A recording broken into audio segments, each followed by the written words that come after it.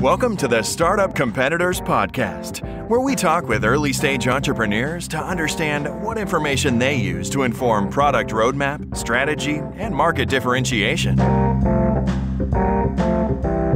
Welcome to the podcast. Today we are sitting down with Tim Foerster, who's the VP of Client Success for Waterly. Is it Waterly or Waterly Software? Or it goes by either. All right. We try to stick to Waterly. All right, right on. Waterly. Tim, welcome to the show. Thanks. Good to be here, Mike. All right. Tell us about Waterly. What do you guys do? Well, we have a vision that government can be smarter and that innovation is not just for the private sector. We have a vision to transform a process that public water utilities are required to do, whereby they collect data for their water systems every month, every day, actually, and then contributes to a monthly report that they send to the state. We want to help them automate this so that they save time, save public resources, and make their industry better. What is in that report? What kinds of data are you capturing? Great question. The environmental protection agencies of the states want to know things such as how much water is being pumped, how many chemicals are added to the water. A lot of people don't realize that all sorts of various chemicals get added to the water to make it suitable for drinking, bathing, all sorts of things. And so, but the state wants to know how much are they putting in? What kind of dosage are people receiving when they drink public water? Is the water safe? And so it's kind of a control mechanism to make sure that the public water is safe and reliable. And when you're selling the software, who are you selling to? Are you selling to like the government, a city, somebody in the utilities within the city? Like who's the buyer when you're going out to sell? The buyer is typically the water superintendent, but it's the community itself that signs up. It's not an individual person. But the people who are going to be using it, usually the sell is to the person running the day-to-day operations of the water system, who would be the superintendent. He or she would usually have to get buy-in from the operators who work underneath the superintendent to carry out the day-to-day tasks and collect the data. But it's that superintendent level that we typically sell to. Right on. Perfect. And then paint a picture for somebody who's listening about where Waterly is on the journey. That could be vanity stats of like revenue, customers, fundraising, number of employees, like just so somebody has an idea of like how big you guys are and where you're at in this process. Set the stage. Sure. We're fairly recently started up here. We've got about a dozen communities using it. I'd say we have about 4 active staff members getting people onboarded and sold and using Waterly. We're trying to ramp up the sales process pretty intently here. We started out in our own backyard in Illinois. We were working the Chicago area, just now expanding into Indiana, but have visions to expand it to many more states beyond that in short order. Got it. What, if anything, is an impediment to state rollout? Why in Illinois just to start, in Indiana after that? Or do you have an idea of what it's going to take to go nationwide? Yeah, great question. I'd say the impediment largely depends on the size of the municipalities. We see a lot of tightness for funds the smaller the municipalities go. And so trying to get the correct pricing so that smaller utilities can afford it and see the value is a high priority. We also need to build in a few more features that will make it more appealing to certain larger utilities. So at this point, there is a sweet spot that we think the current feature set fits very nicely, and that's kind of in the medium-sized communities. And we've gotten some very good feedback from existing clients there. So as we build out those features, we plan to sell more to the higher end in terms of size of municipalities. The other impediment, really, we're struggling a little bit with the state governments in terms of getting electronic data acceptance. And so it would be a great thing if we could get this to become sort of a TurboTax for water type of product where at the end of the month, the software does a check on all their data. They can click a button to submit it and they get a receipt, just like you would electronically submitting your taxes to the IRS through TurboTax. We're in conversations with the state, but government doesn't change quickly sometimes. And so those are ongoing. All right. Awesome. So let's switch gears. Let's talk about competition. When you think of competitors for Waterly, what comes to mind? Mike, our biggest competitor is apathy. It's not another company. It's not a piece of software. It's just apathy because people have done without Waterly for a very long time. We can't tell them you can't exist without it because They can.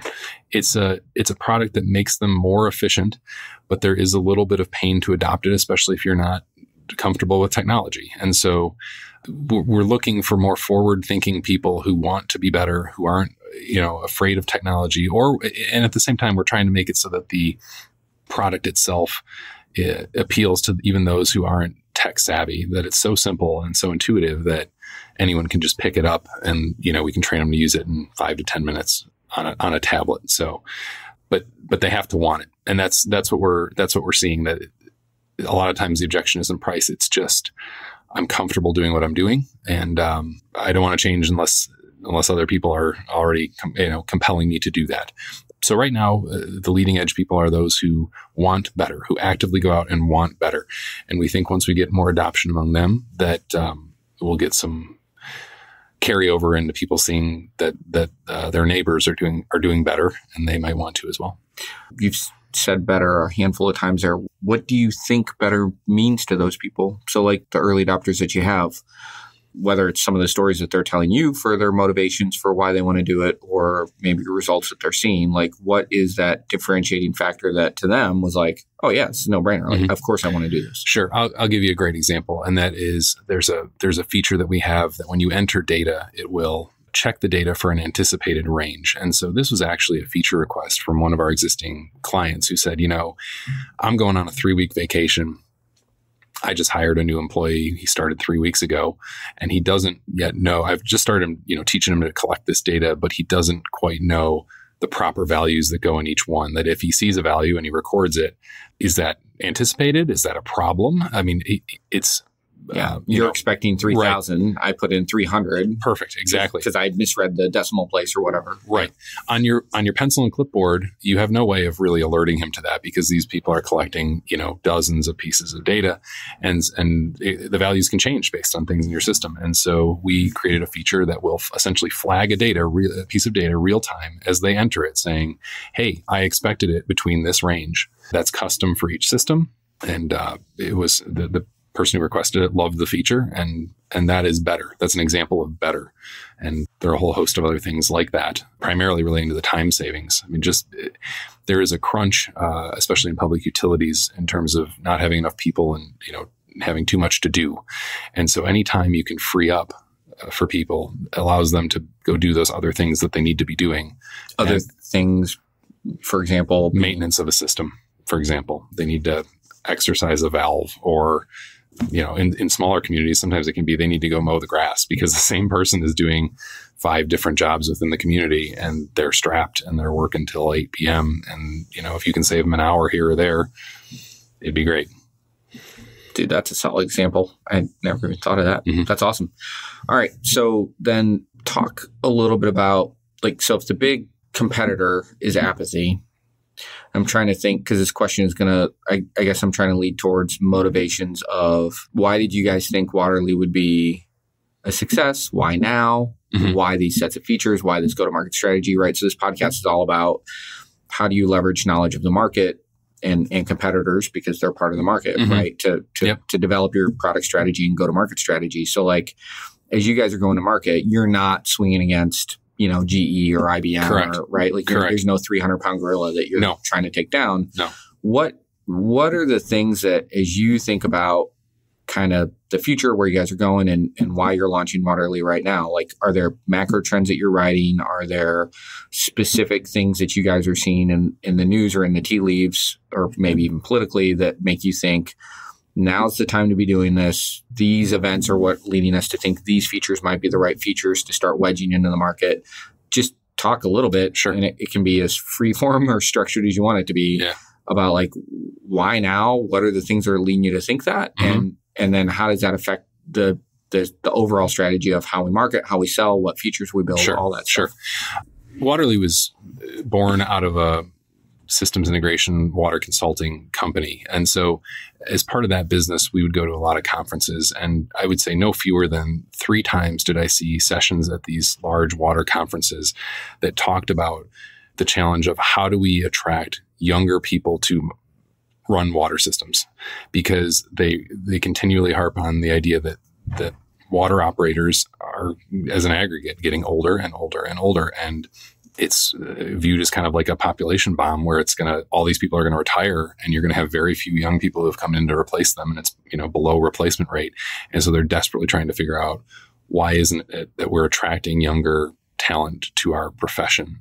And so we think Waterly speaks to that, because if you're, if you're someone a millennial who grew up with an iPhone, and you go explore this as a potential career and they hand you a clipboard and a pencil and say, here you go, here's how we manage our data, that doesn't bode well for your ability to attract young talent to your profession. Right. And so we view the industry as like the people in it, it sounds trite, but almost as family. I mean, this is like a very tight-knit type of industry where everyone sees each other at the same conferences. And so everyone has a collective incentive to want to improve the industry. And we view Waterly as helping on that front, appealing to doing things a better way, a more efficient way that integrates technology to be better and save time and get trends out of data and get actionable items out of the data to run the systems better. And we think that that'd be an example of how you can appeal to and maybe, get a younger user base coming in, or our employee base.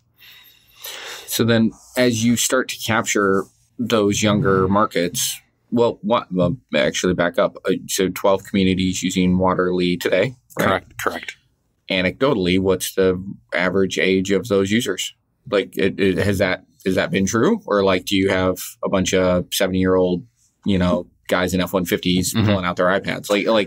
What have you seen in terms of actual sales? Right. No, in actual sales, it's typically, although there are a few who are, it's kind of been lumped into two groups. One is the younger crowd who has already come into the industry and says, no, we have got to do this better. And so that we definitely appeal there. We also appeal to a couple who are near retirement, who can see the trend and say, who are worried about their legacy, and they want to leave something to this next generation who's going to take over what has now become their life's work. And in many cases, they've been running this system for decades, and they want to leave it better than they found it. And so they're very conscientious about their legacy. And so they see Waterly as a legacy component for them. And so you've totally seen that valedated then, for sure, in the market. For sure. All right. Yep. Right on. Yep. How often do you guys sell to I know there's a number of job titles you sell to, but we'll just go with like water superintendent. Sure. Right. So and that'll change from city to city. So you sell to that water superintendent. How often is it that person driving the decision? Well, maybe I'm sure they're always going to drive the decision. How often is it that person advocating to bring in something like Waterly versus an external pressure, like maybe the mayor of that city's, coming in and saying, we need to be smarter about how we manage resources, data, whatever. Like, have you found any external factors that might bring somebody to the table to say, well, okay, maybe we need to start looking at this? Or is it normally from the inside out? It is almost exclusively from the inside out. I mean, we're always looking for what those external factors could be. Certainly, if we get a regulatory requirement, that would be the ultimate external factor toward doing this. Right. But typically, it's been on a person-by-person connection with that more progressive water superintendent who has a vision of better that he then sells up the food chain, gets in his budget for next year, and makes it happen. But it's almost, at this point, we'd like to change that. We'd like it to be a lot more external factors coming into play. But right now, it's internal up the chain, inside out. Talk a little bit about water as a market in general. Like, what are some of the macro trends you see coming in water in the future? And then maybe to whatever extent you can editorialize on how you think that affects Waterly and what you guys are trying to do, whether it's positive, negative, sure, specific opportunities, whatever that is. Water is a utility. It's in most cases, a public sector utility. And as such, I'll say it's also disconnected from the pricing, right? People get so used to turning on the faucet and having water come out, and then they're used to the price they pay every month. A lot of times that price is not factored in a lot of the replacement costs of the infrastructure. And so by the time communities realize, wow, we really need more funds for infrastructure because we're having more water main breaks. The average age of our water main is like 80 years old. This is a big problem. They realize the cost to do it, then they have to increase rates substantially. People push back on that. So we have an infrastructure problem in terms of the age of the infrastructure that is viewed in the industry as almost like a ticking time bomb. But we being the United States? Yes. Okay. Yes. I should have clarified that. But yeah, that's okay. And so there is a pushback on raising rates, but when you don't, you get things done on the cheap. You get things like Flint, Michigan, and nobody wants more of that. Nobody wants to wait until a crisis to pour a lot of money into the infrastructure and on an emergency basis when it could have been done much better and cheaper if it were properly planned for. So those pricing pressures, from it being a utility and the aging infrastructure, means that money available to spend on air quotes luxuries like Waterly might be squeezed. And I say the word luxury. We don't really think it's a luxury because it's a time saver, right? It's a net improvement on cost because you get more value out of it. You get your people able to be more effective with their time, which has a value. But sometimes in a situation where funds are tight, it's viewed as just a net cost when in fact it's an efficiency gain. And so trying to sell into the teeth of that can be difficult, but we think the value case is still there. Other long-term trends that you see coming into play? Other technologies that might be entering the market? So when you look at, you guys through your systems integration work, which kind of where Waterly came out of, what are some of the other technology trends you guys see there that you think are going to affect Waterly down the road? Yeah, there is a trend toward more and better automation. Everyone always wants to automate more. And that actually is interesting because it goes along with my prior point of being squeezed for efficiency. And so if you can automate more and more and more and see more in your data, then you need less labor to do the same tasks. And so that becomes more efficient. And so typically municipalities won't want to, immediately let someone go or anything like that, but they'll do it by attrition. If somebody wants to retire, they may not replace someone and instead, increase their game on the automation front. So automation is becoming increasingly a focus. The other thing is infrastructure security, especially with all the talk about, Russia with the elections and all that kind of stuff. People start thinking, well, what about cyber warfare regarding our critical infrastructure, and water would be one. And so those who are thinking on that front, want more cybersecurity because they do have remote access to these automation systems, and they want to make sure that nobody else aside from them is getting into that or has the capability to get into that. So I'm not quite sure how that plays into Waterly in terms of the cybersecurity angle, but certainly on the systems integration front, we're being asked to do more and more and more on the cybersecurity front. And perhaps there is a play for Waterly into that somehow, which we should maybe look at a little more intently. All right. Folks want to learn more about Waterly, or if they want to get in contact with you, where can they do that? They can go to our website at www.waterly, water with LY at the end of it, software.com, waterlysoftware.com. Or if they want to pick up the phone, call me. My direct line is 815-444-3201. Right on, man. Thank you so much. Thanks so much, Mike. Appreciate it.